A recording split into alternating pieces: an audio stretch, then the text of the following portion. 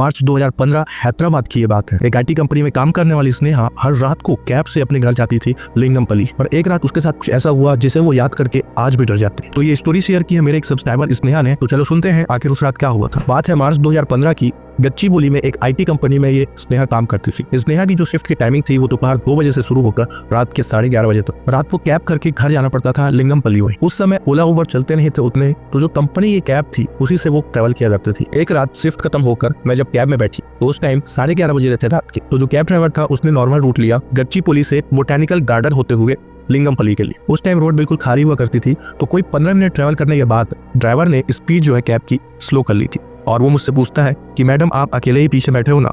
मैंने जवाब दिया कि हाँ मैं तो अकेले ही हूँ। स्नेहा ने कैब ड्राइवर से पूछा भी कि आके पूछ क्यों रहे हो, तो उसने बोला कुछ नहीं। लेकिन स्नेहा एक बात नोटिस कर रही थी कि वो जो कैब ड्राइवर है वो बार बार टीयर मीटर से पीछे की तरफ देख रहा था किसी स्ट्रेंज निगाहों से, और काफी ज्यादा परेशान होते जा रहा था। अब जब बोटेनिकल गार्डन से पार करते हुए एक सिग्नल आया, तो उस सिग्नल के बाद जो ड्राइवर था उसने कैब को रोक दिया और उसने मुझसे कहा कि मैडम आप आगे आज के बैठ जाइए।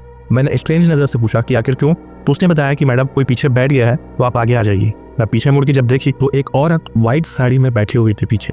बेसिकली वो 7 सीटर गाड़ी था, तो पीछे 2 और सीटिंग था। ये देखकर स्नेहा काफी ज्यादा डर गई थी, और जो शॉकिंग बात थी ये कि वो बिल्कुल भी हिल नहीं रही थी जैसे कोई स्टैचू हो। अब स्नेहा जो है फ्रंट सीट पे बैठ जाती है ड्राइवर के बगल में, और ये दोनों वहां से स्पीड में निकलते हैं। जैसे तैसे करके जो कैब ड्राइवर है वो पास के पेट्रोल पंप पे गाड़ी को रोकता है, जहाँ पर बहुत ज्यादा लाइट थी और 2-4 लोग भी थे। तो जब इन लोग बाहर निकल के देखते हैं पीछे की तरफ, तो पीछे कोई नहीं होता है। वो जो औरत थी वो गायब हो चुकी थी, जैसे वहां पर कोई था ही नहीं। ड्राइवर ने मुझसे ये बताया कि वो इस रूट पे पिछले 3 साल से काम कर रहा है, और उसके साथ ये तीसरी बार हुआ है। उसने बताया कि इस रूट पे एक औरत की डेथ हुई थी जब वो कैब से ट्रैवल कर रही थी। तो बहुत सारे ड्राइवर्स को वो अक्सर रात में अपने सीट के पीछे वाली सीट में दिख जाया करती थी। वो किसी को नुकसान को नहीं पहुंचाती थी। उसके बाद से स्नेहा ने अपनी शिफ्ट चेंज करा ली थी। अब वो सुबह 6 बजे से 3 बजे तक काम करती थी। तो अगर आपके पास भी ऐसी कोई इंटरेस्टिंग स्टोरी है तो इंस्टाग्राम पर डीएम करके जरूर शेयर कर।